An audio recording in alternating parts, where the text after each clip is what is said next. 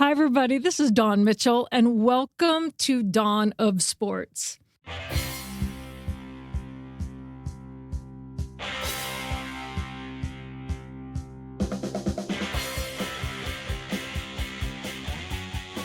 I love having powerful, strong, brilliant women on this podcast, and today is no exception. A powerhouse, as I like to say. Wendy Blackshaw will be joining us. She's the president and CEO of Minnesota Sports and Events, but that's just scratching the surface as to what she not only has done for herself and her career, but for Minnesota and for sports. So I can't wait to dive into that coming up. Yep, she is Dawn Mitchell from Fox 9. I'm Jim Souhan from the Star Tribune and TalkNorth.com. Looking forward to the conversation with Wendy. We are coming to you today from the Aquarius Home Services Studios. Alex Halligan is our producer. Best way to listen to this show or any of our many shows at TalkNorth.com. Please subscribe to your favorite podcast app. It's free. It's the easiest way to listen. Thanks to our longtime sponsors, Rudy Luther Toyota, Minnesota Masonic Charities, and Natrium, natrium.com. Back to you, Dawn. Awesome. Thanks so much, Jim. So without further ado, I can't wait to introduce you all of you listeners out there, to Wendy Blackshaw, like I mentioned, president, CEO of Minnesota Sports and Events. And if you have any inkling of what's going on sports-wise in the Twin Cities, Wendy has her fingerprints on it and then some. Wendy, welcome to the podcast. How are you? I'm doing great. Thank you so much for having me. Nothing I love talking about more. I know. Every time I see you, I have to tell you, whether it's an event or whether you're putting something on at Mall of America and sponsoring another event, you always have so much energy and you're smiling and it's natural. I want to know your secret. Is it caffeine? What is it? Oh, it's 100% caffeine. Absolutely 100%. I'm glad I'm fooling you, Dawn. No, you know what? I will tell you, and I don't just say this is truly my dream job. We've all been through those times where we wake up in the morning and it's like, oh, I have to go to work. And I don't have that ever in this job. If I could have sort of rubbed a crystal ball and tried to figure out what would I want to do, this would have been it. So, it came a little bit later in my career maybe than I would have liked, but it's fantastic. And I just get a lot of joy and energy, and I love Minnesota. We're bringing events to Minnesota that impact not only the economy, but the community. And yeah, I just love doing what I do. You know, when people say, what exactly is Minnesota Sports and Events? And I say, hey, did you go to the Super Bowl that was here in 2018? They're like, yes. I go, that was Minnesota Sports and Events. I go, how about the Women's Final Four in 2022? And they're all like, oh my gosh, like their eyes get open like saucers. And this is just scratching the surface. I know you're bringing the World Juniors here next. Well, it's actually this year and it bleeds into next year. But let's back up a little bit. You say that this is your dream job. And I know in order to get to what you're doing, in order to bring these huge events and to pull off like a week-long event like Super Bowl back in 2018, I know you have to be great with corporate sponsorships. You have to be great with people. And you also have to be available to everyone in terms of this is what their vision is and this is what your vision is, and kind of make it come to fruition from all sides. So what was your background? I know that when I look down and I hear from people all throughout Minnesota, they're like, well, she was with Sun Country. Remember Hometown Airlines? That was Wendy. Mall of America? That was Wendy. So you have such great, huge events behind you. But what made you get into doing all of that to begin with? Well, that's a great question. I actually majored in journalism, and I was hoping to, take a different route. And it was a period of time when jobs were scarce. And I ended up kind of falling into marketing and sales. And literally, it's not like I had a plan, like, well, I'm going to, this is going to be my next job. It was sort of like opportunities kept on presenting themselves to me, and I would just go with the next thing. And eventually, I've always loved sports. And eventually I got to rollerblade when rollerblade was around. And then I went to the Minnesota North Stars. And that's really where I fell in love with sports marketing, sales, partnerships. And truly, it felt like I was meant to work for a sports team. Now, I ended up going to Mall of America, to Sun Country, but there are a lot of similarities in what I did at all of the jobs. And eventually ended up at Super Bowl. And, interesting, Super Bowl was the precursor to Minnesota Sports and Events. The reason there is a Minnesota Sports and Events is partially due to Super Bowl, because we were the only market at that time that did not have a sports commission. So Kansas City has had a sports commission that's been around for 35 years. Indianapolis sports commission that's been around for 30 years. We did not have one. And so what we were doing is we would get these big events like the Super Bowl. We would put together a group of 35 people. And then after the event was over, that group would disband. And so would all the knowledge and all the relationships. And then the next time we got a big event, which after Super Bowl was Men's Final Four, it was a whole nother group of people who ran that. And someone finally said, why are we doing it this way? And actually the leagues and the national governing bodies like, USA Hockey, USA Gymnastics said, you're a really hard market to work with because you guys have like 15 people we have to call for one decision. Other places we only call one group. And so that really was the impetus for Minnesota Sports and Events. And we've only been around since 2020. Right. So let me ask you this. When it comes to the Super Bowl, when you saw the need, first of all, you're inundated with pulling off this monumental event that I still hear from people to this day that is the best run Super Bowl they've been a part of. And I've covered 5 myself. I know Jim has probably been around a lot more than I have. But when you hear feedback like that has to make you feel good, especially for this being the impetus to create this business. The Super Bowl was magical. And, that was run by Maureen Bausch was the CEO. And I worked for Maureen at both Mall of America and then during Super Bowl. And Maureen is a visionary. She can take an event like the Super Bowl or like Mall of America and create something that 99% of people would never even be able to imagine. She is so good. And so I learned so much from Maureen and took away so much as I started Minnesota Sports and Events.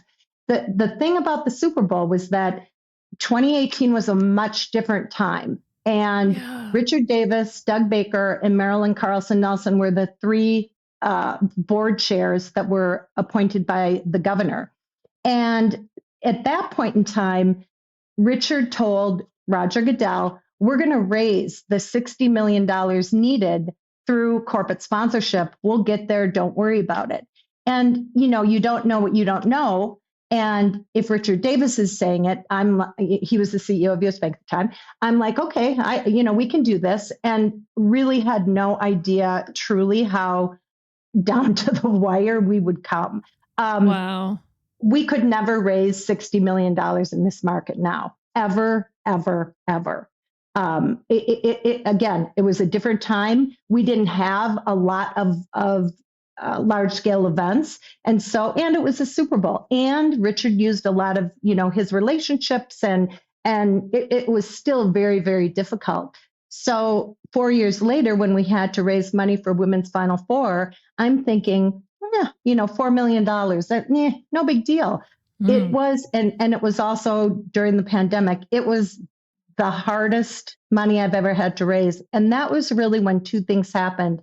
Number one, the corporate community said, every other state has some sort of public funding that goes into these events. These events are not cheap.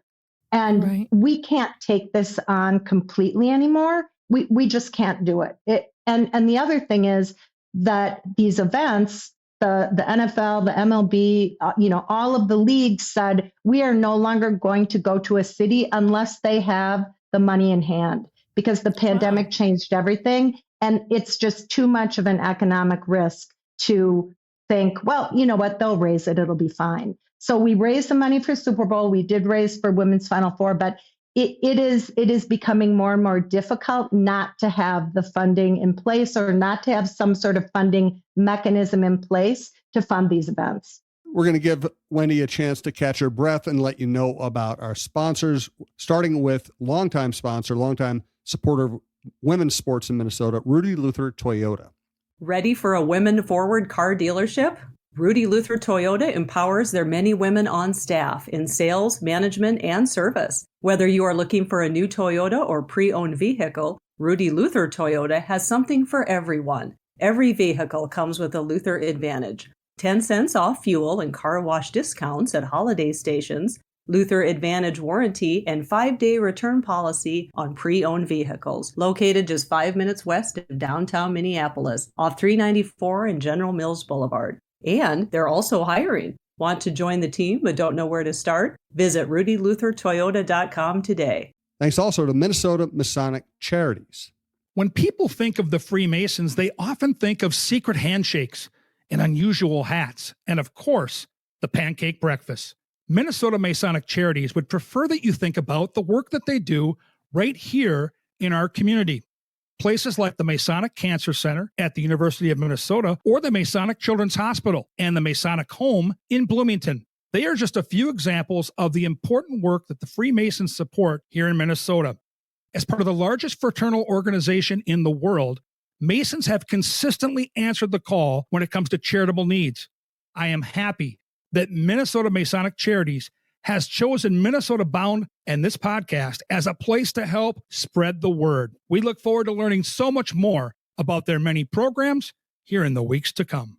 As for Natrium, hey, go to a Natrium or a wildflower shop near you, or go to natrium.com. Check out what they have.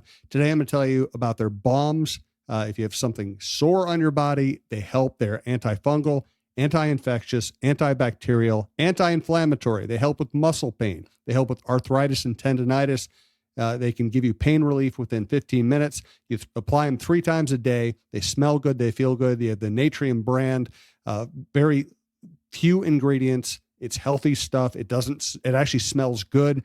Highly recommend that. Also check out the oil for happy guts, but you also might just go to a Natrium shop or a wildflower shop and find something that just helps you have fun at night without any chance of a hangover.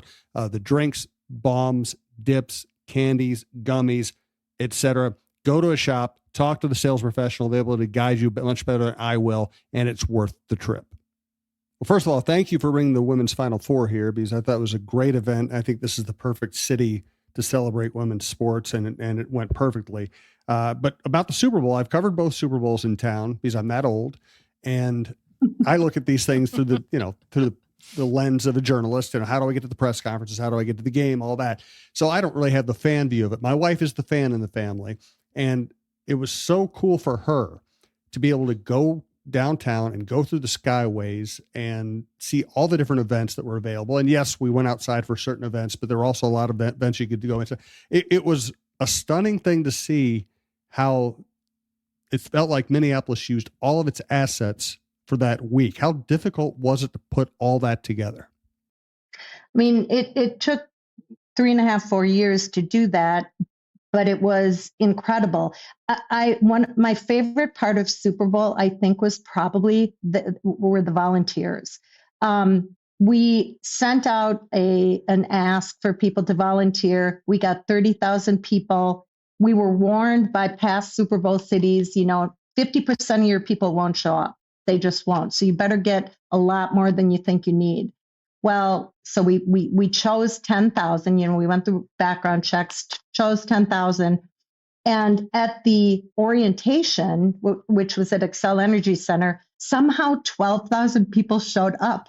I mean, more people than were assigned. So, which was adorable because it's like that Minnesota, I want to be a part of this. Then, so we're expecting 50% not to show up. We had a 2% no-show rate. The volunteers were begging for additional shifts. And it has been like that every event since. Minnesotans love to volunteer, and they love to tell you about their favorite thing about Minnesota. People still talk about the volunteers and how amazingly friendly and helpful and warm that was one of the favorite things that the NFL said. They said, you guys have these volunteers that are like nowhere else we've ever been. So it was magical. It really was.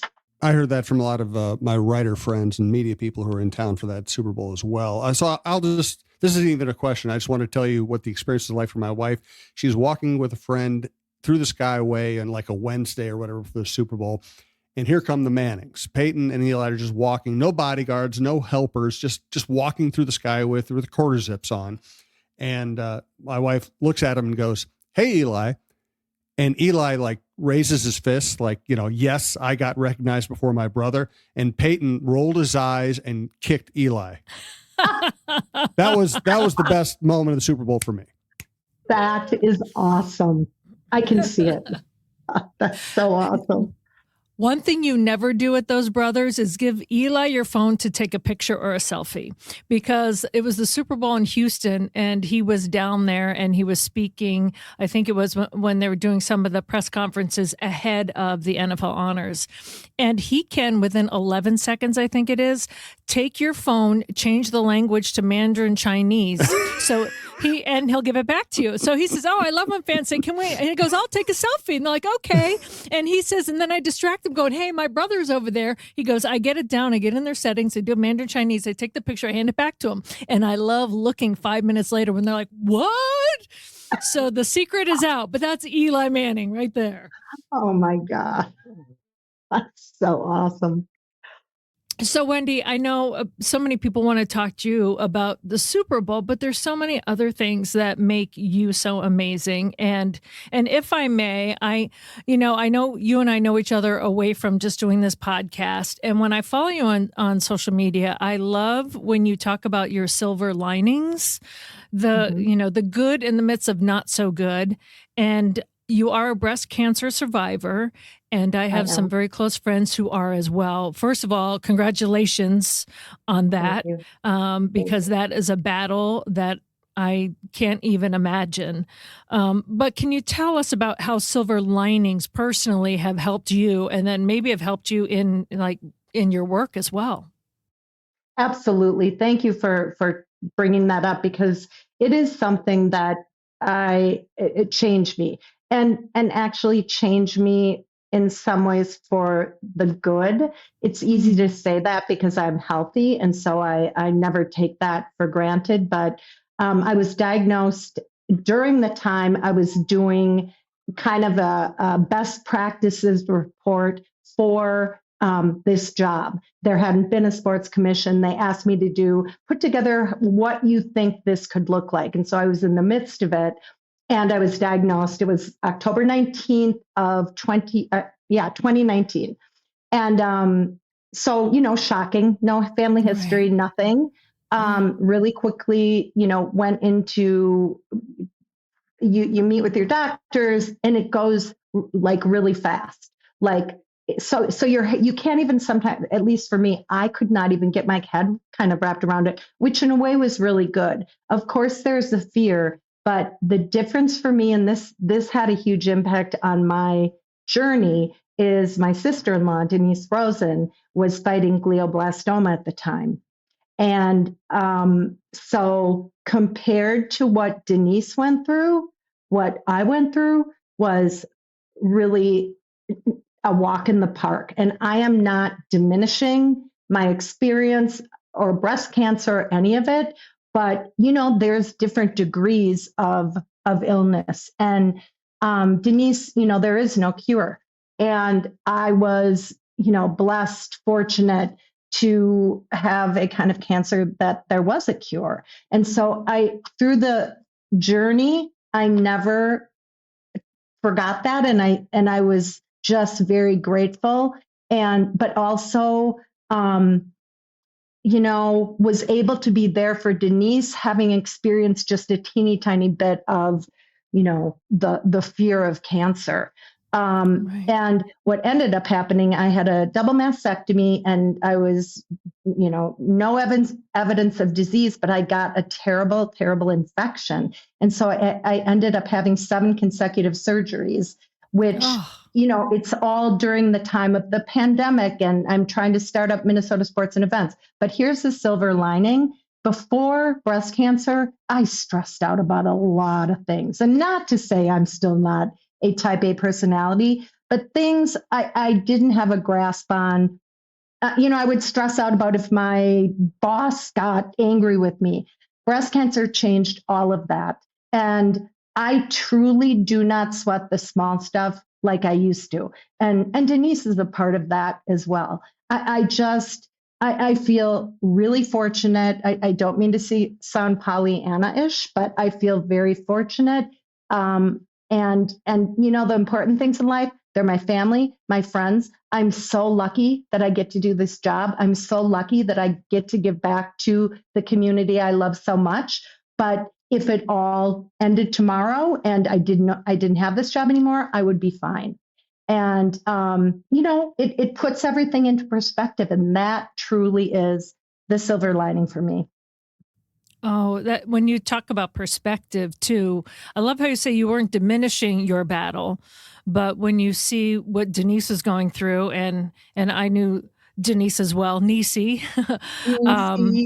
Yeah, one of her biggest things that I always take away is animal print is a neutral and use it as such. Yes. You know what? Every time I put on leopard, John's like, you're wearing a neutral. I love that you know that, Dawn. That just warms my heart. She was so stylish and beautiful and I would say gallant as well in her battle. And to see that you could be there for her and to find strength, and I hope this is coming out right, but when you draw strength from someone else who is showing strength in a battle, it's almost like yours is like tenfold. And I find that to be, I like getting choked up a little bit. I find that to be beautiful because she's looking down on you saying, I wanted you to do that. I wanted you when you were there for me to also draw strength from me. So I just find like when I look into your social media, and sometimes you're having a bad day, everyone is. Well, you have that effect on others because I'm like, well, what is my silver lining today? It makes you stop where you are, be thankful for what you have, but also what is your silver lining? Like what is good in the midst of and I like how you don't say bad, in the not so good, right? And thank you, because you don't even know, unwittingly share it with other people just by talking about it. Well, thank you. I appreciate that. And I feel Denise all the time. I hear her voice in my head. She's usually laughing and laughing at me, or she had a very fun sense of humor that sometimes maybe people didn't see. And I miss her, but I feel her with me all the time. And that is a gift. Yes. Yeah. Yes. That dry sense of humor where she just would shoot a look. Right. Yeah. I know. Yes. That look that Mark got far too often.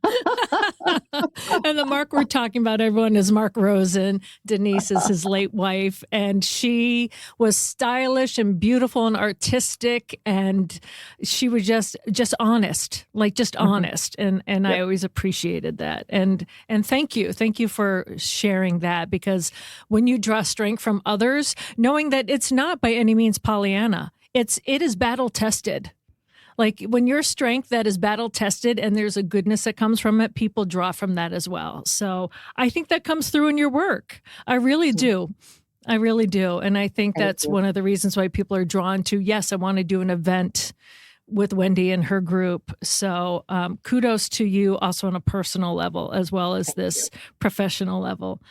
And I know before we wrap things up, I would love to tell people there's so many events coming up. I know we just touched on the World Juniors, which in the state of hockey, and you have Lou Nanny on board, is going to be amazing. You also have the Special Olympics Games coming in 2026. So if you want to touch on what both of those mean to you coming here to the Twin Cities, that would be amazing. Absolutely. Well, I'm going to start with World Juniors because it's so interesting. We went to Canada and everyone warned us, Canadians are nuts about hockey. And I'm thinking, how nuts can they be? I've never seen anything like it. They're the nicest people outside the arena. Inside the arena, they're vicious. I mean, they turn into like they cheer for players that are like on the other team that are lying down on the ice. Lou warned me, and I'm thinking, yeah, unreal. They are. It's a whole different thing. So I say that because here in the United States, people don't really understand what World Juniors is.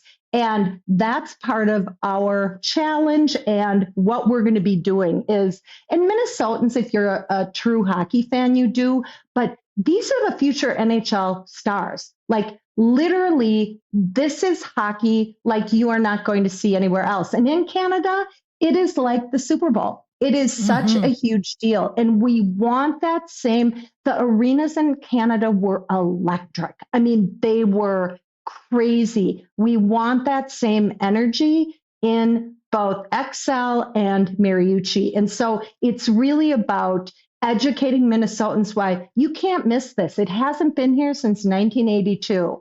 And it's the 50th anniversary. Like, this is a big deal. We want to sell out. We want everybody to be there.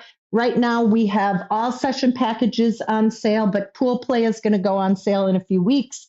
And it's going to be the best hockey you've seen. And they're still kids. It's so funny because you watch them on ice and, they look like men, and then they take off their helmets like, oh my God, Right. they're little boys. That's right. That's what the NHL's like too sometimes, right? Well, true.